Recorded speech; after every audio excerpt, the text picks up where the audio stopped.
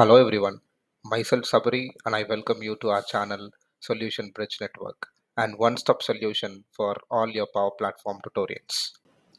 In today's video, we are going to understand how we can pass a table or an array value from Power Automate to Power Apps. This is a continuation video of part 1 where we have already explained the data structure, source and how to create the initial Power Automate flow which uses a premium connection. So in this video, we are going to continue from where we left off in the previous video, and here we will explain how we can achieve the same results without a premium connector. If you have not watched the part 1, we highly recommend you to watch the part 1 to understand the data structure, so it will be easy for you to understand this video. So let's see how we can achieve it in the standard connector. So we need the schema to be used in the standard connector as well. So let's copy this and let's remove this premium connector from the flow.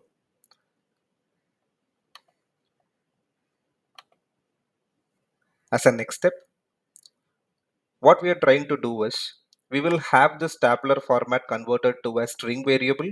We will pass the string variable to the Power App and convert that into a tabular form again using the string operations in Power Apps.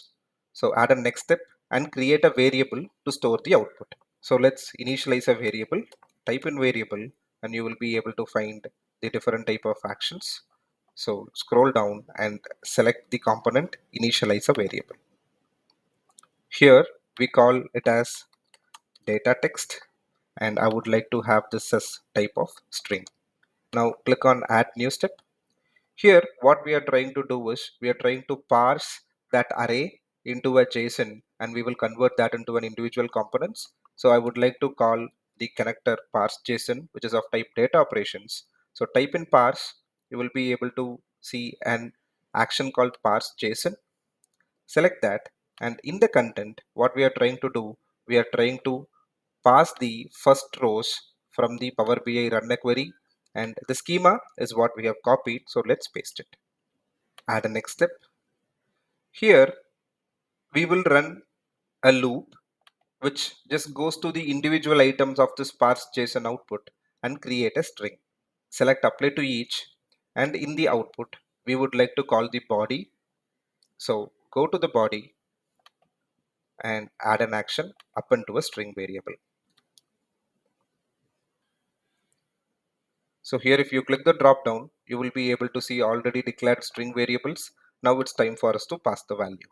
So click the dynamic content area, and now if you note, you will be able to see the individual columns as the output. That is the use of parse JSON actually. So what we will do, we will pass it in the required order. First is country. Since this is of type string variable, we need to pass a parameter inside so that we will be using that to split the text in the Power Apps.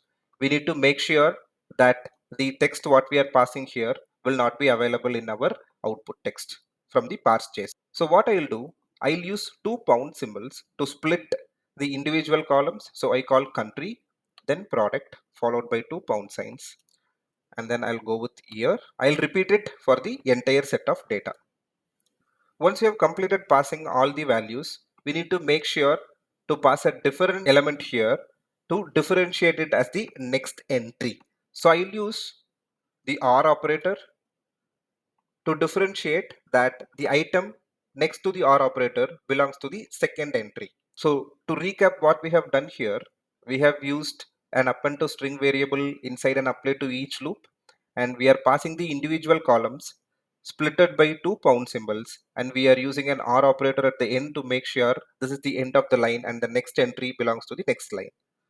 So as a final step, what we need to do is we need to return this to Power App. So here you type respond.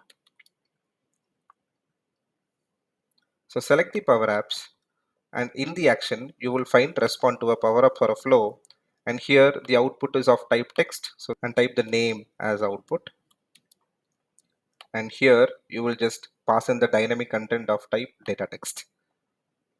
So let's save the flow. Now our flow doesn't have any premium connector, but one problem what we have here is it is not in the tabular format, it is in a text format, so we need to convert that into a tabular format in Power Apps. So let's go back to the Power Apps and refresh this flow so that all the customizations what we have done in the flow will get refreshed. Now if you select the apply button, and we need to make sure we are tagging that output properly. So keep it the end of the run command and say a dot, you will automatically found the output. So select output, and now let's run the flow and see how our output looks like.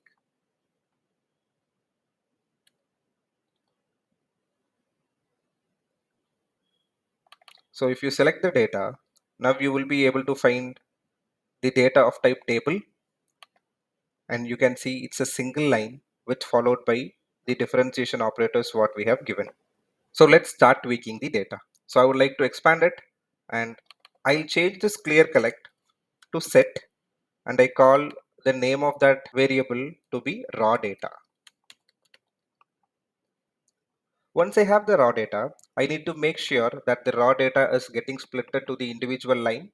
So what I'll do, I'll add a semicolon, add a next line, and I call one more function, set raw table data, and I'll use the split function, and I'll call the raw data text. And as you already know, I have used an OR symbol to split the lines in the Power Automate flow. So I'll just use the OR operator. I'll close this and close the set function as well. Now let's try running it again and to see how our raw table data looks like. So click on Alt and click Apply. So first raw data is of type text. You can see the text which is of different customizations. Now if you select the raw table data, it will be of table type, and if you expand the raw data, you will be able to see the individual lines. You can expand it, so you can see all these OR operators are split into individual lines. Now it's time for us to split this pound symbols as the individual components. Now let me copy paste this button so that I will be able to explain it in the granular level of what we are going to do next. So here in the apply button, I would like to remove the previous step of calling the flow. And from here, what we will do, we will add a semicolon and add one more step. Here, we will just call the first row from the raw table data. So I'll call the variable name as first row and call the function first of raw table data. And let's close it. You're already aware that this raw table data holds an table input. So I will not execute this function again. So I'll just comment it. And now let's execute only the first row variable. Let's click on apply. And if you now select the first row, you will be able to see only the first row of this table. Now this is of type record. We will try to convert it into a type of text by calling dot value at the end of the code, which will convert it into a text. Great. Now what we need to do is we need to create a collection which stores the individual column data from this text data.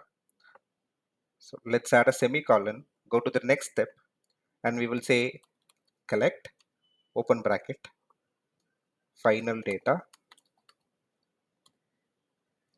We will pass in the records here, and now we will close the collection.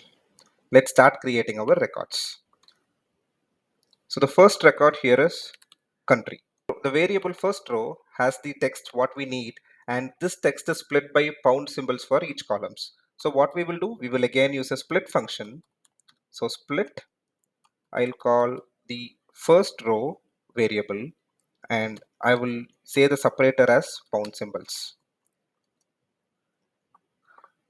Now this split row is of type table. Let's try running it.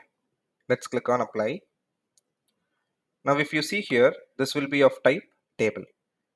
If you expand it, you will be able to see the different types of values, and now we can see that individual values which are in rows which we need to convert into a column. So the first value is Canada. So what I'll do, I'll say first, and then let's close the bracket. Now you can see only Canada got filtered. It's of type record, so we will say dot value and convert it into a form of text. So now the country name is Canada, which got assigned. So add a comma. Similarly, let's create for individual line items. Click on enter, create for product. We are going to achieve this in the similar way, but it will not be first. We will call the split function again. So the split function, now we need the second row here. So we don't have a function called second. What we will use, we will say first n rows, display first n rows. The n here we term it as 2. So if you close the bracket, now you will be able to see only the first and second value. We need to take the last value from this section. So what I'll do again, I'll close this with a last operator. So last, and let's close the bracket. Now we have a record format. So we will use dot value and have it converted of type text. We will try to do this in the primary apply button by using a for all item so that it gets converted completely. So let's go here, add a semicolon, and for all of raw table data, what we are trying to do is we are trying to collect final data 1. We have called the final data in the previous button, so I'm just renaming it as final data 1 followed by a comma, and we will pass in the records inside this curly bracket. Let's close the collect and let's close for all. Let me format it a bit so that it will be easy for typing in the code. So here we would like to call country. What we will do, we will go to the previous button and copy the code, which is this. Only one small change what we need to do here is to replace the source with the current item that is getting inside the loop. So the current item getting inside the loop is termed as value. So we change it to value. So similarly add a comma and then repeat it for the remaining line items. So let's say product, and let's go to the previous button and copy the code.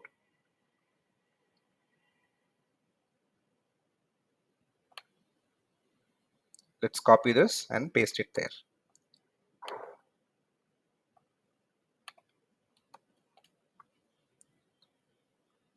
Similarly, replace this first row with value.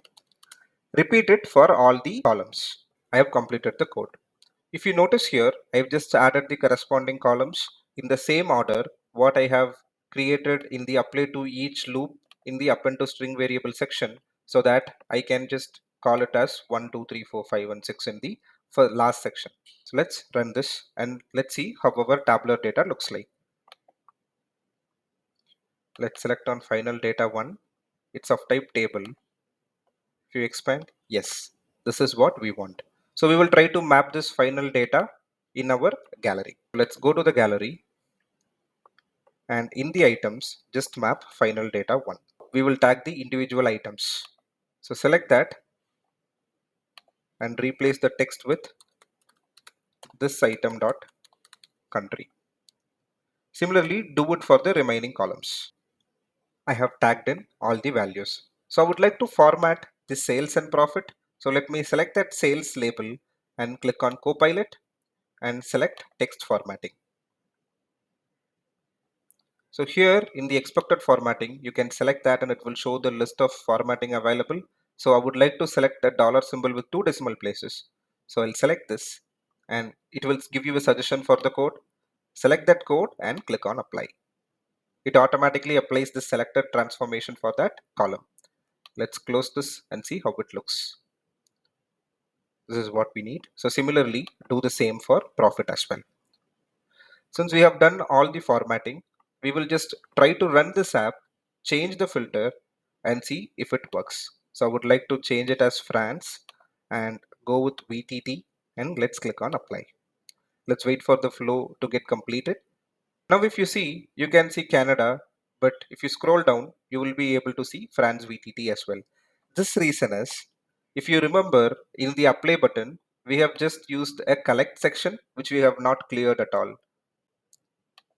So this collect will just append the individual data. So what I will do, whenever before running the Power Automate flow, we need to make sure that this collection is getting cleared. So clear final data 1. Let's close the bracket, put a semicolon.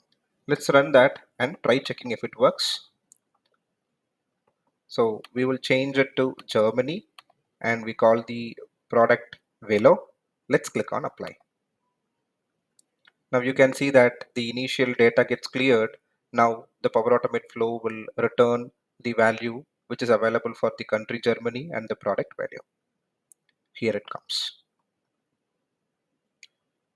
By this, we come to end of this video. If you have any questions or clarifications, please post it in the comment section and we will be happy to help.